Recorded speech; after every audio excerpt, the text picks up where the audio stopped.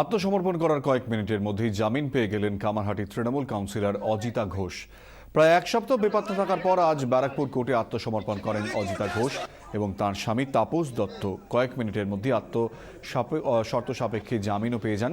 তৃণমূল কাউন্সিলরকে প্রতি সপ্তাহে তদন্তকারী অফিসারের কাছে হাজিরা দেওয়ার নির্দেশ দিয়েছে আদালত। অজিতা ঘোষের বিরুদ্ধে তৃণমূলেরই এক কর্মী খুনের চেষ্টার অভিযোগ আনেন। জামিন অযোগ্য ধারায় মামলা দায়ের হয়। এরপর থেকে বেপাত্তা হয়ে যান অজিতা ও তাঁর স্বামী। তাদের বিরুদ্ধে তোলাবাজির একাধিক অভিযোগ সামনে আসে, যদিও আজ অজিতা ঘোষের দাবি তিনি ষড়যন্ত্রের শিকার। কেন হলো এরকম? চেয়ারম্যানকে সামনে রেখে পৌরসভায় বলবো।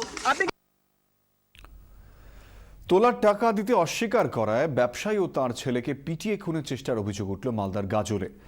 আহত ব্যবসায়ী আজদুল ও তার ছেলে ইদুল শেখ মালদা মেডিকেল কলেজ হাসপাতালে চিকিৎসাধীন। এলাকায় ব্যবসা করতে হলে দিতে হবে তোলা, এই ফরমান না মানায় ব্যবসায়ী ও তার ছেলেকে বেধড়ক পেটালো দুষ্কৃতীরা। মালদার গাজলে মাছের খাবার দোকান আজদুলের। ব্যবসা শুরুর পর থেকেই তার কাছ থেকে তোলা দাবি করে দুষ্কৃতীরা। বারবার এড়িয়ে গিয়েও শেষ রক্ষা আর হলো না।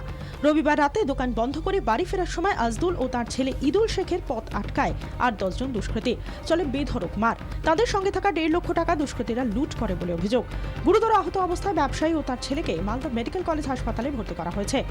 আমরা চায়ের দোকানে চা খাচ্ছিলাম, দেখছি ওরা 10-12 জন মিলে এসে আমাদের উপরে একবার ডাইরেক্ট অ্যাটাক। একটা আর্মস ছিল, আর্মস নিয়ে আমার মাথায় মেরেছে আর আমাদেরকে বলছে কি দাদাকে ট্যাক্স দিতে হবে, তোলা দিতে হবে। আমরা বলছি কিসের জন্য দিব। ওরা আমাদেরকে মারধর করেছে, টাকা পয়সা ছিনে দোকান ভেঙে দিয়েছে। চিৎকার চেঁচামেচিতে স্থানীয় লোকজন জড়ো হয়ে গেলে দুষ্কৃতীরা পালিয়ে গেলে এ যাত্রায় প্রাণে বাঁচে আজদুল ও তার ছেলেরা। এরপর যে কি হবে এই আশঙ্কায় ভয় সেটিয়ে আছেন তারা, কারণ মালদায় তোলাবাজি এখন জল ভাতের মতো ঘটনা। লরি নিয়ে যখন যাচ্ছে তখন একটা ম্যান্ডেটরি টাকা না দিলে সেখানে মাল লোডিং আনলোডিং করতে দেওয়া হচ্ছে না, রাস্তায় গাড়ি আটকে দেওয়া হচ্ছে।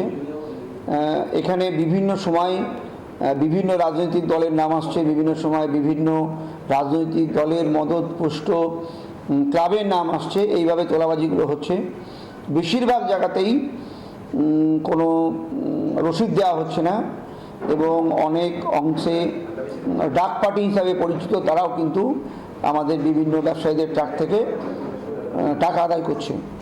ব্যবসায়ীদের অভিযোগ, শুধু পাড়ার দাদা রাজনৈতিক দলগুলি ছত্রছায়া থাকা দুষ্কৃতীরাই নয়, জেলার প্রতিটি থানায় পুলিশের নামে টাকা তুলছে ডাক পার্টিরা। ব্যুরো রিপোর্ট, 24 ঘন্টা।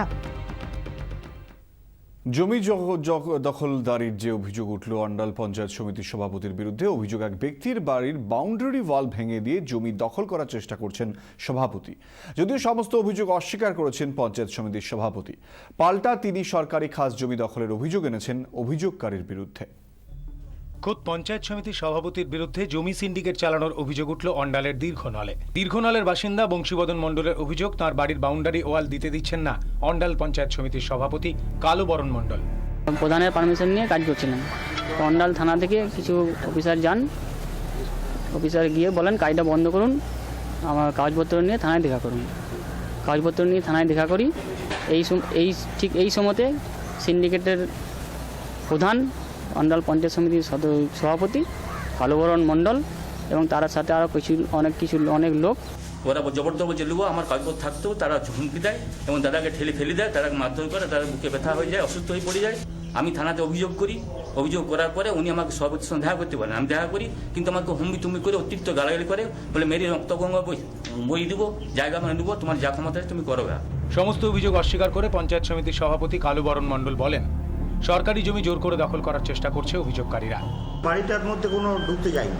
যখন টোটাল বাউন্ডারি দিয়ে করে জায়গাটা দখল নেওয়ার চেষ্টা করে তখন আমরা বিরোধিতা করি এবং ওইখানে আমাদের সরকারি খাস জমি আছে ওই প্লটের মধ্যে।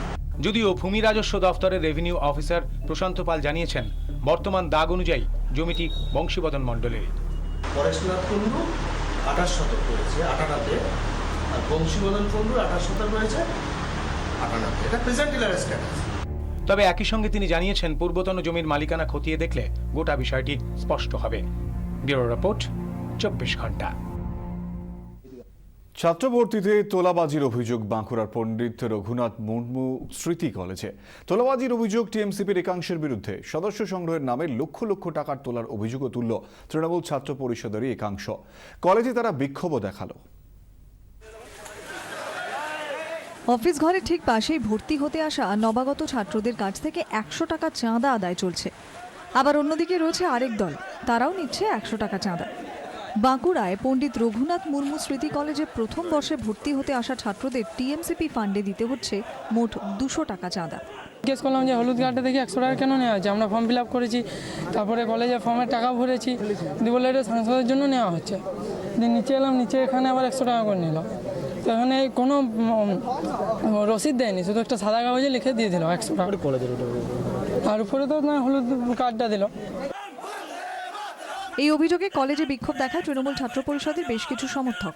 অভিযোগ্য তৃণমূল ছাত্র পরিষদেরই বিরুদ্ধে। অভিযোগ, কলেজে টিএমসিপির সদস্য সংগ্রহের নামে টাকা তুলছেন কলেজের এক অস্থায়ী কর্মী ফণীভূষণ মাহাতো। ইউনিট প্রেসিডেন্ট আছে, তার জন্য আপনার বিরুদ্ধে অভিযোগটা করছেন। আমি স্টাফ, কলেজ স্টাফ। আপনি কলেজের পার্মানেন্ট স্টাফ? না, ক্যাজুয়াল স্টাফ। আপনার বিরুদ্ধে টাকা নেওয়ার অভিযোগ হচ্ছে, আপনি কিসের বলবেন? না, মিথ্যা অভিযোগ। ফণীভূষণ মাহাতো একসময় তৃণমূল ছাত্র পরিষদের সক্রিয় কর্মী ছিলেন, এখন কলেজের অস্থায়ী কর্মী। তিনি বলছেন কলেজের ছাত্র সংগঠনের বিষয়ে তিনি কিছু জানেন না। তবে তিনি যাই বলুন না কেন, টিএমসিপির অন্যান্যরা বলছেন অন্য কথা। মাননীয় মমতা ব্যানার্জি উনি নির্দেশ দিয়েছেন কোনো ছাত্রছাত্রীর কাছ থেকে টাকা নিয়ে চলবে না। তার সত্ত্বেও কলেজের কিছু কন্টিজেন্সি স্টাফ এবং কলেজের মানে মেকি টিএমসিপি ছাত্রনেতা, তারা ছাত্রছাত্রীদের কাছ থেকে জোর করে 100 টাকা করে চাঁদা তোলা নেয়।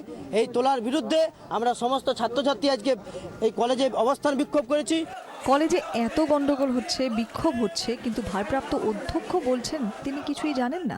আমার কাছে এ ধরনের কোনো খবর নেই, মানে কোনো ভার্বাল ইনফরমেশনও আমি পাইনি। মুখে কেউ অভিযোগ জানিয়েছে অথবা অভিযোগ আকারে কেউ কোনো লিখিতভাবে জানিয়েছে, কোনোভাবেই আমি এরকম ধরনের। পরে অবশ্য ভারপ্রাপ্ত অধ্যক্ষ জানান তদন্ত করে যথাযথ ব্যবস্থা নেওয়া হবে। ব্যুরো রিপোর্ট, 24 ঘন্টা। তীরবিদ্ধ হস্তি শাবককে উদ্ধার করলেন বনকর্মীরা। জলপাইগুড়ির মালবাজারের ঘটনা। লাটাগুড়ি সংলগ্ন সুরসুতি কমার্টমেন্ট এলাকায় টহল দেওয়ার সময় হস্তি শাবকটিকে দেখতে পান বনকর্মীরা। পায়ে তীর বেঁধে থাকায় যন্ত্রণায় হাঁটতে পারছিল না সে। হস্তি শাবকের বয়স 4 বছর বলে বনকর্মীরা জানিয়েছে। গরুমারা থেকে 2টি কুনকি হাতি এনে তাকে উদ্ধার করা হয়। তারপর গরুমারার পিলখানায় এনে অস্ত্রোপচার করে 3 তীরটি বের করে দেওয়া হয়। কয়েকদিন পর্যবেক্ষণে রাখার পর হস্তি শাবকটিকে জঙ্গলে ছেড়ে দেওয়া হবে বলে বন দপ্তর জানিয়েছে। কে তীর মারল তারও খোঁজ করে দেখা হচ্ছে।